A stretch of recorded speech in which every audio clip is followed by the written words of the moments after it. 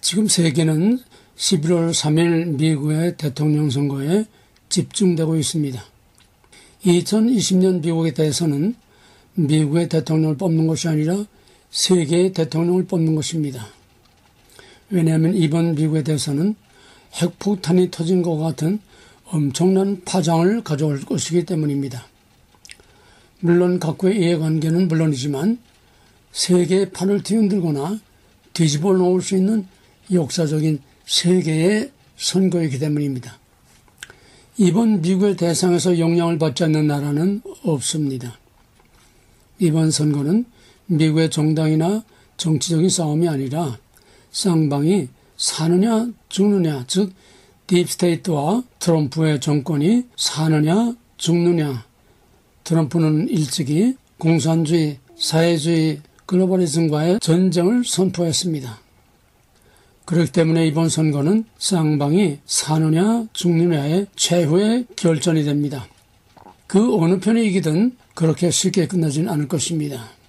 미국의 역사상 유례없는 대혼란과 폭력과 내란과 파괴가 전 미국을 뒤흔들어 놓을 것이며 심지어 캘리포니아주가 5개 주로 나뉘고 미 합중국에서 이탈 독립을 선언하는 최악의 상태까지 갈 수 있는 음모와 시나리오가 만들어져 있습니다. 2020년 10월 16일 민주당이 이번 선거에서 트럼프를 거부하는 청렴 권력 이양 프로젝트, 오바마 행정부 출신과 진 바이든 집단이 운영하는 이 팁의 궁극적인 목표는 2020년 11월 대선 결과를 조작하는 데 있습니다. 2012년에 오바마가 특정 주의 상당히 많은 전국에서 100%의 지지를 받았습니다. 이번 한국의 4회 1호 부정선거가 그 선례로, 트럼프가 만약에 이기는 경우 트럼프가 이겨도 바이든이 패배를 인정하지 않고 민주당 출신 주지사가 있는 노스캐롤라이나, 위스콘신, 미시건에서 재검표를 요청하면서 시간을 끕니다. 그러면은 선거인단 명단이 12월 14일까지 미 연방의회에 올라가지 못하게 됩니다. 뿐만 아니라 위스콘신과 미시건의 주지사들이 트럼프가 확보한 선거인단의 무효를 선언합니다.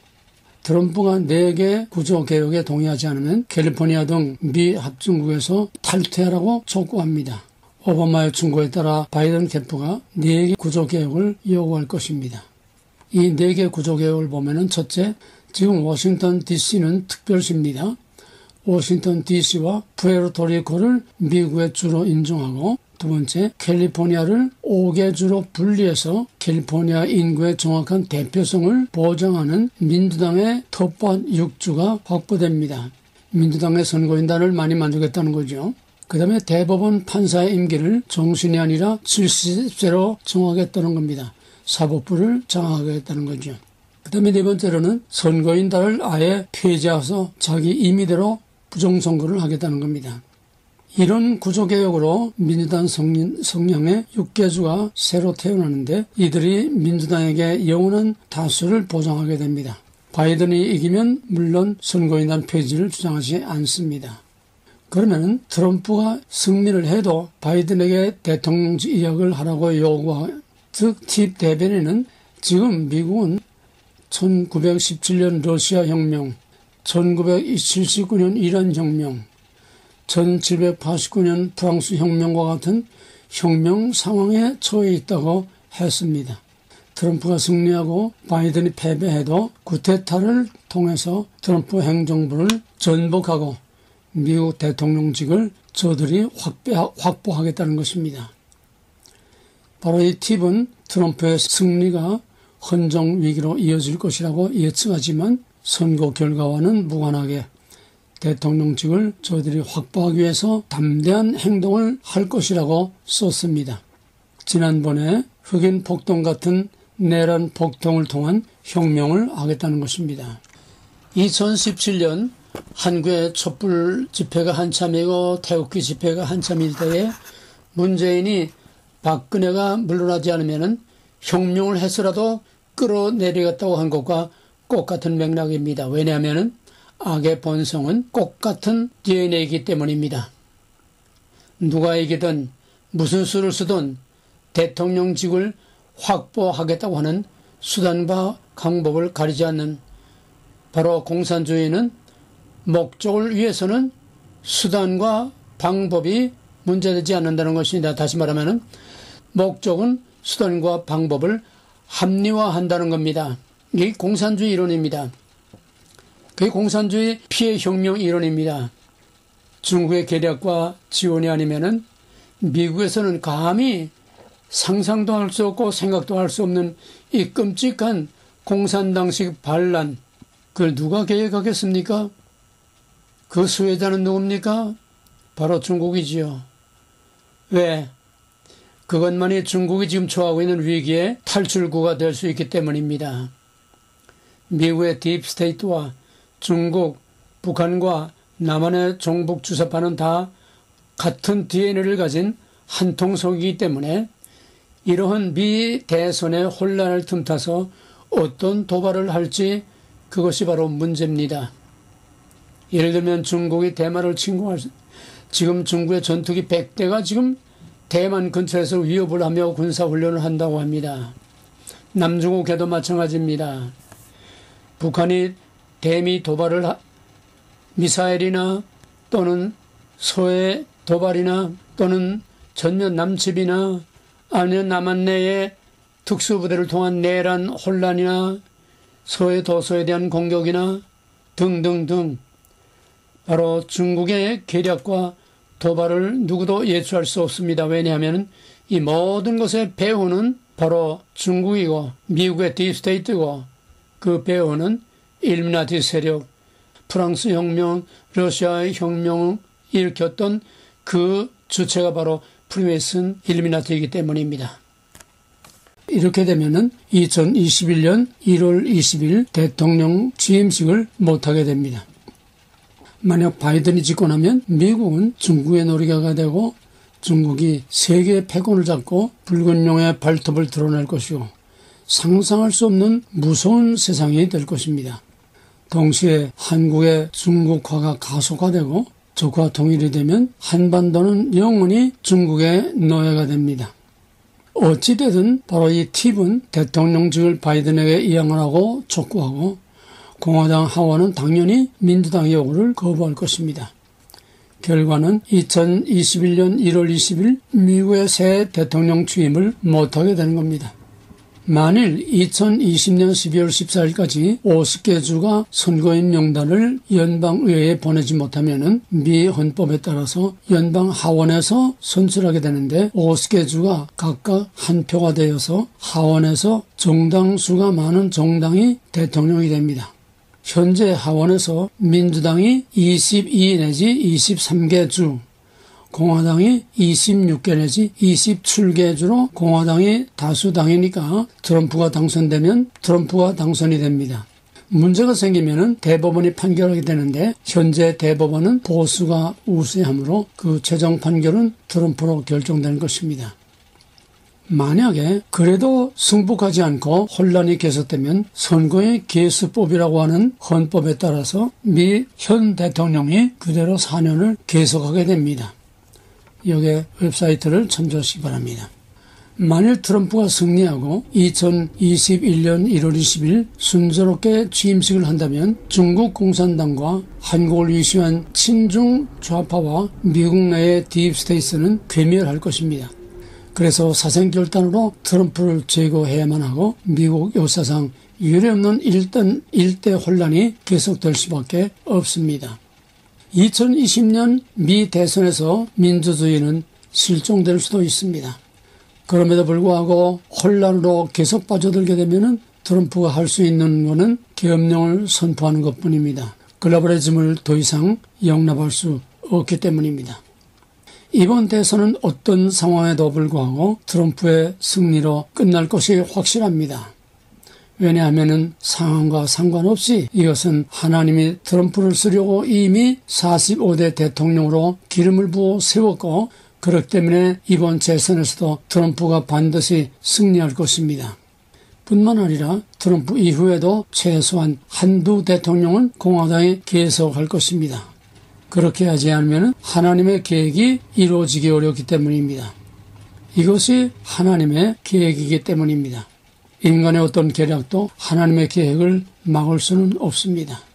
로마 13장 1절에서는 모든 권세는 하나님의 정하신 바라고 하고 있습니다.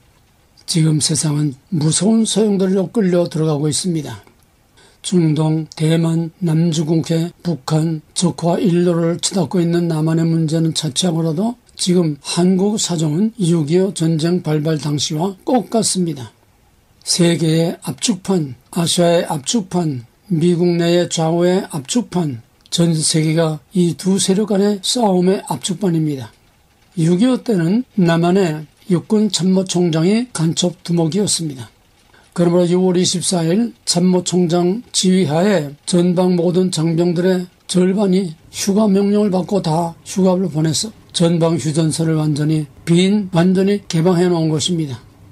또 전군 지휘관을 육군 해관에 묶어놓고 밤새 술 파티를 해서 새벽까지 다 골아떨어지게 해가지고 막상 25일 날 북한이 쳐들어올 때에 전혀 지휘를 할 수 없는 상태로 고의적으로 만든 것입니다. 지금 한국은 대통령이 간첩 두목입니다. 다른 정치적인 상황은 차치하고라도 국군을 전쟁 불능 상태로 기갑사단을 철수시키고 지피를 철거하고 휴전선 이남 40km를 정찰 금지구역으로 선포하고 탱크의 장애물을 해체시키고 휴전선에 중부전선에 철조망을 천거하고 지뢰를 철거하고 탱크 대로를 만들었습니다. 일일이 다 꼽을 수 없습니다. 완전히 안보를 해체했습니다. 남북 군사합의는 바로 김정은 북한 특수작전에게 길을 열어준 것입니다. 전체 20만 명의 북한 특수작전군 중에서 이미 한국 내에 들어와 있을 것으로 추정되는 5만 명의 특수군과 공기부양정, A-10 2기, 땅굴, 휴전선 침공과 함께 순간적으로 전국이 광주 사태와 같은 아수라장이 되면 북한은 단번에 3.1작전을 단번에 끝내게 됩니다. 한편 김정은은 트럼프와의 고도의 기싸움에서 대세가 자기에게 불리하다고 판단되면 마지막 막다른 골목으로 가면 독재자의 말로는 전쟁밖에 없습니다. 그래서 김정은은 바로 작전 개시에 들어갈 준비를 하고 있습니다.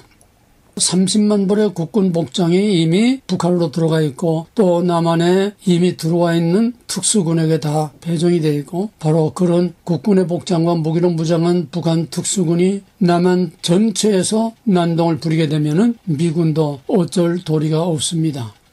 미군의 최신의 무기든 비행기든 속수무책이 할 일이 없어집니다. 한편 북한에 미쳐있는 남한 정부 좌파들은 북한이 전면 남침하고 남한 전역이 이렇게 아수라장이 되면은 마치 기다렸다는 듯이 항복을 할 것입니다.